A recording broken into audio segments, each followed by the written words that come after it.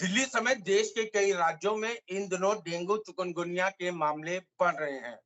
ऐसे में जरूरी हो जाता है कि इसके लक्षणों को पहचानें और अपना बचाव करें।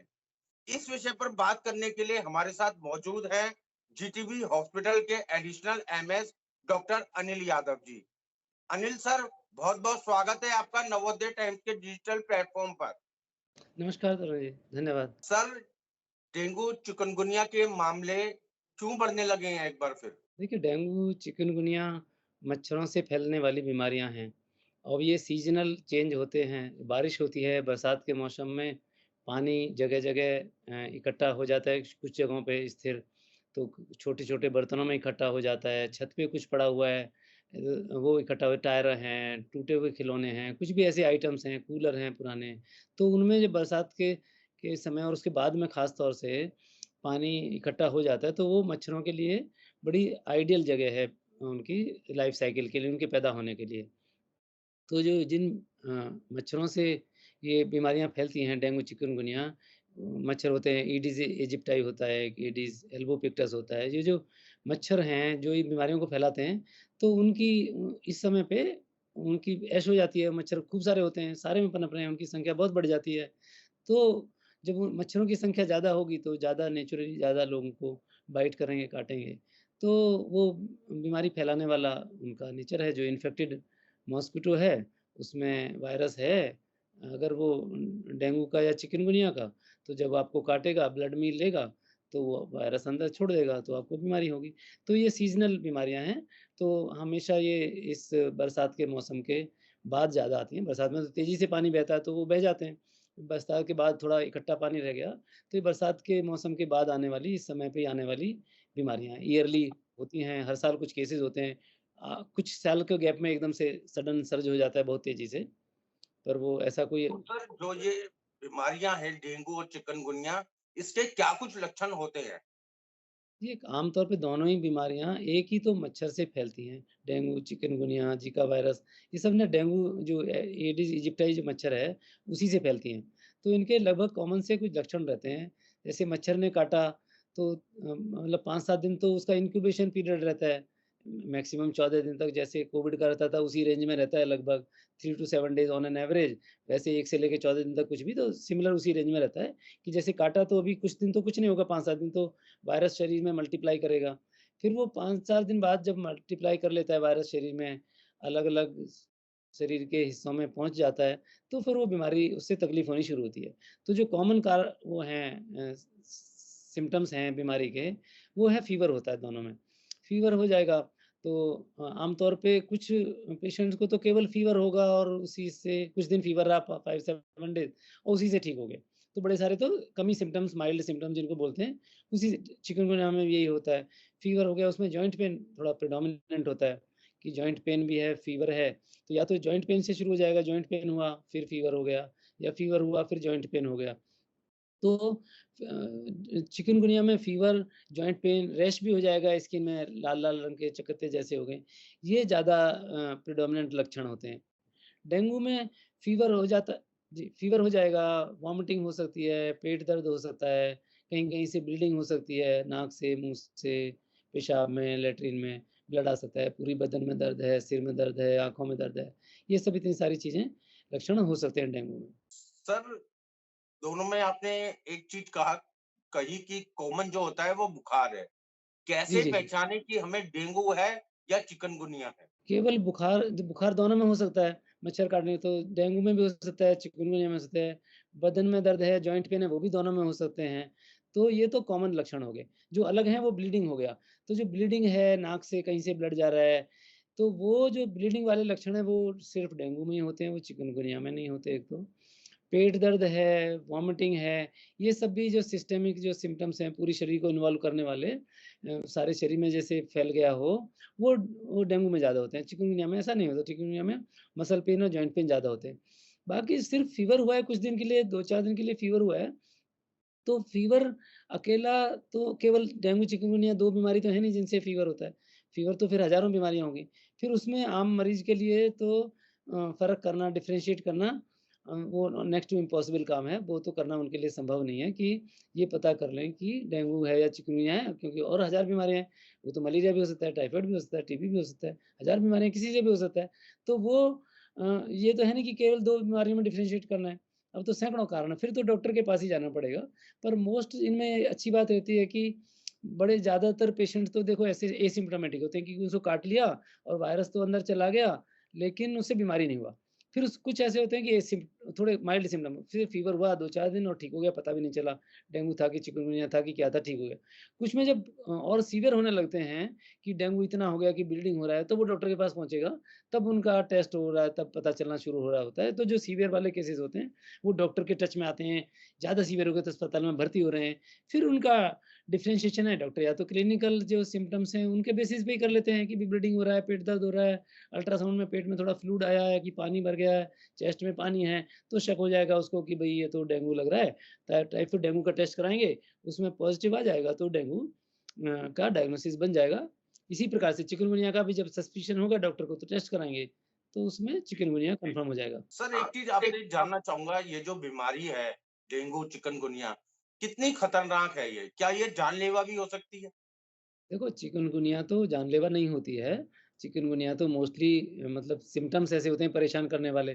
पर चिकनगुनिया में ये है कि जैसे फ़ीवर और जॉइंट पेन हुआ, तो कुछ लोगों को जॉइंट पेन लंबे समय तक चल जाता है, जो क्रोनिक आर्थराइटिस बोलते हैं। वो कई-कई साल उनको जॉइंट पेन रह गया और घुटनों में पेन और कलाइयों में पेन और एल्बो में, हैंड्स में, ये सब हो गया। तो उसमें ये तो न्यूसेंस है थोड़ा कि बहुत सालों तक जॉइंट पेन रहता है, पर मर जाए ऐसा नहीं होता। मतलब ऐसे ही लाखों में 1-2 टाइप की डेथ हो गई, ऐसे होता है। वो भी कोई एल्डरली है, मोर देन 70 इयर्स है, कोई पुरानी लंबी बीमारी चल रहा है, heart disease, diabetes, kidney failure, ऐसी सब बी लोग हैं जो पहले से कोई सीरियस बीमारी है और बहुत एज है, तब है और वो भी लाखों में 1 आध टाइप, बहुत ही रेयर टाइप की बीमारी है।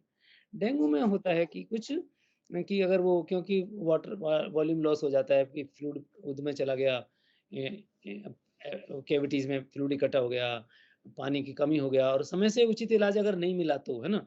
कि भई भर्ती भी नहीं हुआ, थोड़ी लापरवाही भी रहा, पानी की कमी पूरा नहीं हुआ, डिहाइड्रेट हो गए या ब्लीडिंग ज़्यादा हो गया, तो तब या कहीं अंदर ब्लीडिंग हो गया, इंटरनल ऑर्गन्स में प्लेटलेट कम था और नहीं चढ़ा, तब अलग बात है।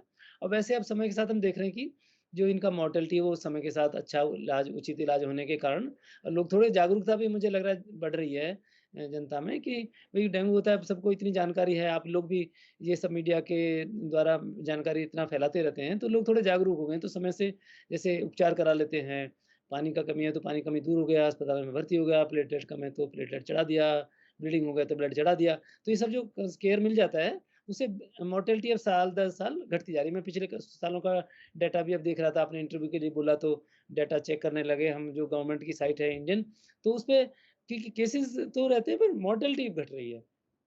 तो उचित इलाज होने से ये इससे बचा जा सकता है। मतलब समय से आप इलाज सीख कर लो, भर्ती हो जाओ, तो उचित इलाज मिलने से मॉर्टेलिटी बहुत कम हो जाना चाहिए। सर एक अंतिम और जरूरी सवाल है आपसे जी, कि ये जो बीमारियां हैं, जी। इनसे कैसे बचा जाए? आप कुछ बता सकें डेंगू बहुत चिकनगुनिया से? बहुत महत्वपूर्ण, बहुत ही अच्छा जो सवाल है ये, क्योंकि ये बीमारी अच्छी बात ये है कि ये मतलब इससे बचा जा सकता है। ये कोई ऐसी बीमारी नहीं कि भई डायबिटीज़ है या कोई ऐसी इनहेरिटेड बीमारी है जिससे आपको या कोई कैंसर है जिसे सामना करना ही करना पड़ेगा कुछ आपके पास। ये ऐसी बिल्कुल आप 100% बच सकते हैं क्योंकि ये मच्छर के काटने से फैलती है। आप मच्छर काटने से अगर बच सकते हैं, तो और मच्छर के काटने का मतलब ऐसा इनविजिबल तो है नहीं मच्छर।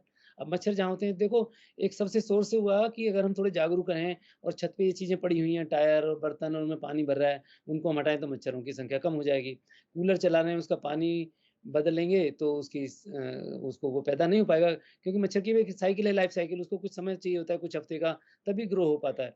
तो अगर हम हफ़्ते में कूलर को पूरा खाली कर दें, उसका पानी बदल दें, उसको बहा दें पानी को, कुछ बर्तन हैं, कोई एसेंशियल पानी वो उसका फ्लावर पॉट है कोई, उसमें पानी भरा है, उसको खाली कर दें, उल्टा कर दें, ये सब करें, जहाँ संभव नहीं है पूरा खाली करना, उसमें वो इंसेक्टिसाइड कुछ डाल दें, मॉस्किटोसाइडल वो जो दवाइयाँ आती हैं, वो डाल दें कि मच्छर पैदा ना हो पाएँ।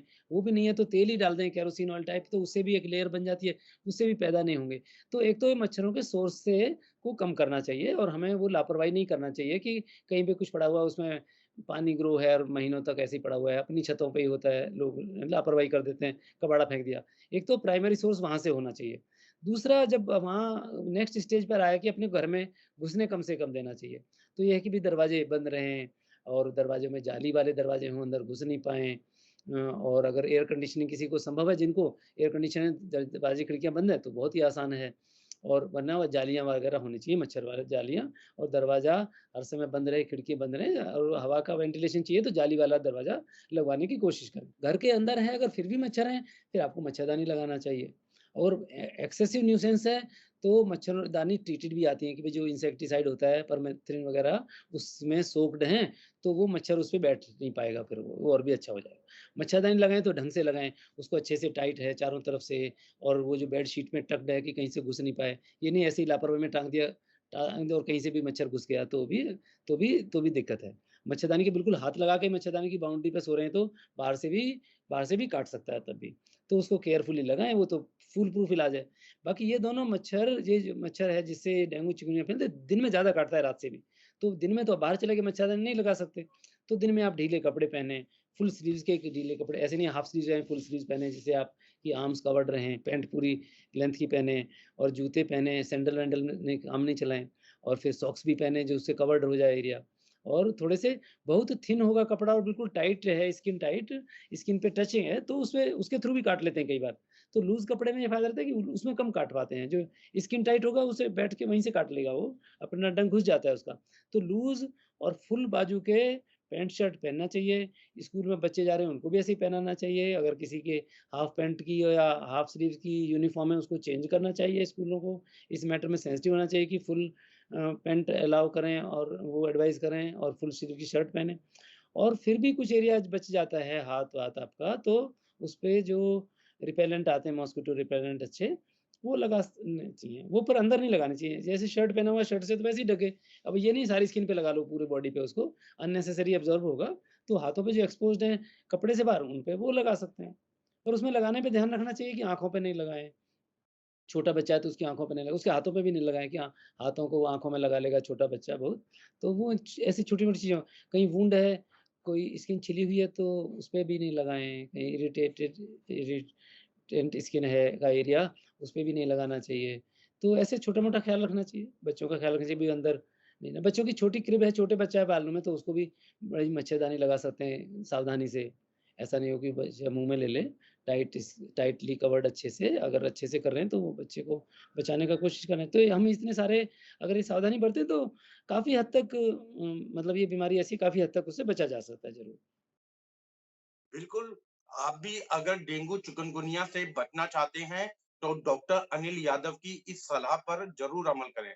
सर बहुत-बहुत धन्यवाद आपका नवोदय टाइम्स के डिजिटल से बहुत-बहुत बात धन्यवाद करने के सर, लिए। बहुत-बहुत धन्यवाद।